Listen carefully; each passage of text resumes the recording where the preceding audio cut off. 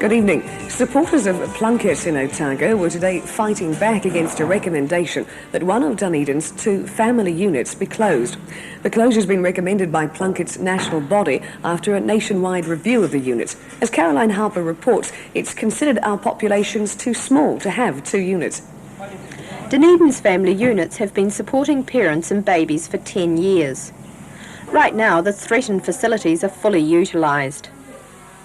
Plunket members in Otago are against the closure of one of the family units, and representatives of the group met today. We've got 2 well-run family units, and just if we were to just have 1 unit, I could see that it would perhaps halve the service that we can give to the families in Dunedin. And of course, on top of that, it's going to overburden our already overworked staff at the family units.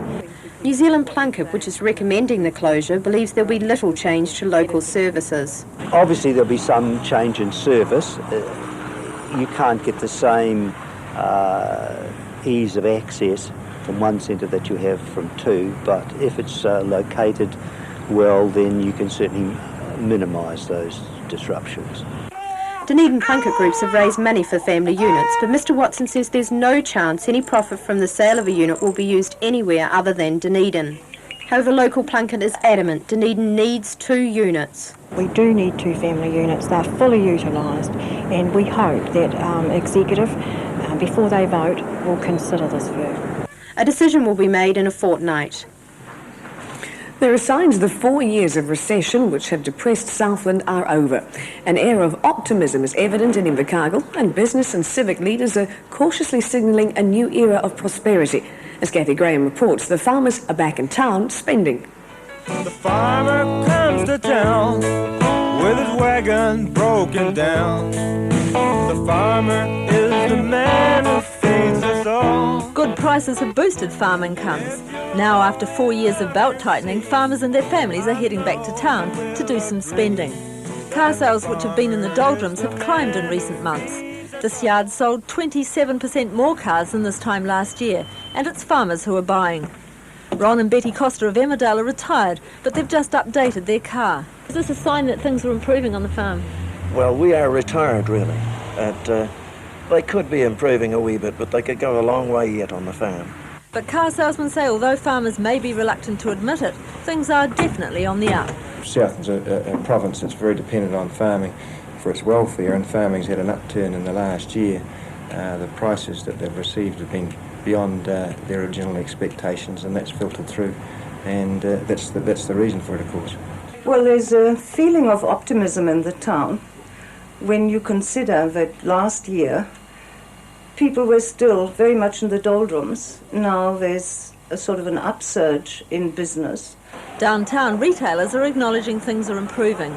Carter's Menswear, one of Invercargill's oldest retail establishments, has felt the changes.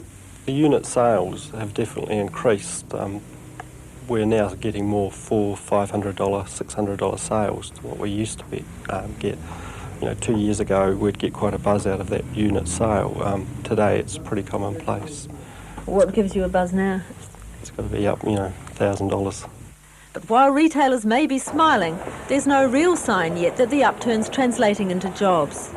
We have some increasing opportunities in the export sector in particular, which I hope will lead to further job opportunities.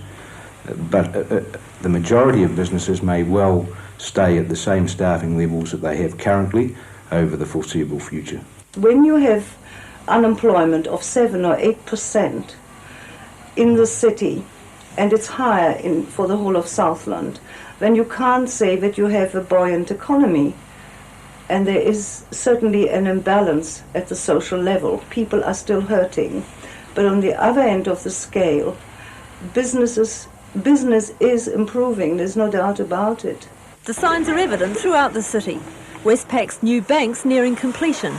It's bigger than the branches it'll replace. And just down the road there's a new office block. Countdown's planning a massive new supermarket on this site on Tay Street. And for the first time in the last couple of years, new houses are going up in suburbs like Rosedale, as well as a flurry of renovations. If it were not for the unemployed, I would be quite happy at the way things are going. It's certainly recovered to a far greater extent than any other province that I know of in New Zealand. would put them to the test. If the farmer took a rest, then they know that it's the farmer feeds them all. The All Blacks and the Pumas arrived in Dunedin today and quickly got on with the job of preparing for Saturday's Test match. It's 3 years since the All Blacks last played a test in Dunedin.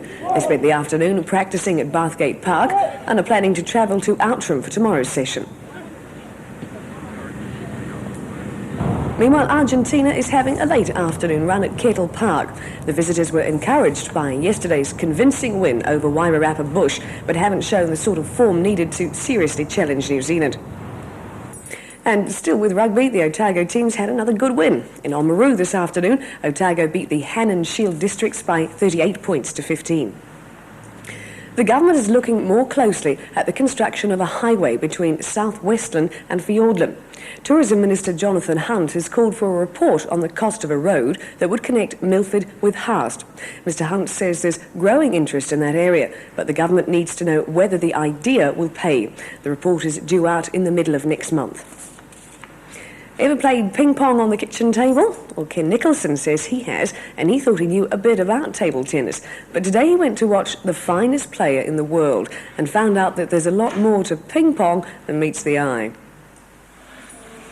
This is Guo, world #1 in the late 70s and early 80s, and the man who led China to be the top nation on the table.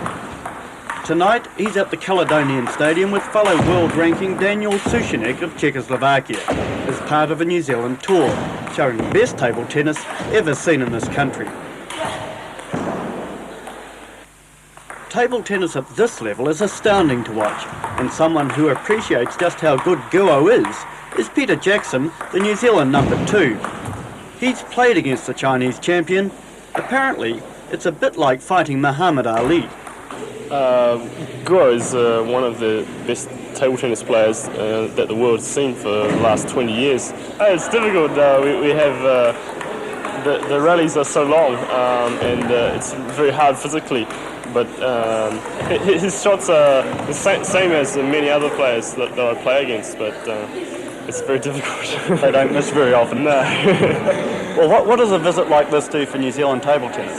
I think it's very good for New Zealand table tennis. It gives many people in New Zealand an opportunity to see someone like this who was world champion only a few years ago, and the standard that he can show on the table tennis table is fantastic. Well, so much for ping pong, and from now on, the kitchen table is definitely just for eating on. Snow is in the forecast for tonight, so take care. We'll be back tomorrow. Good night.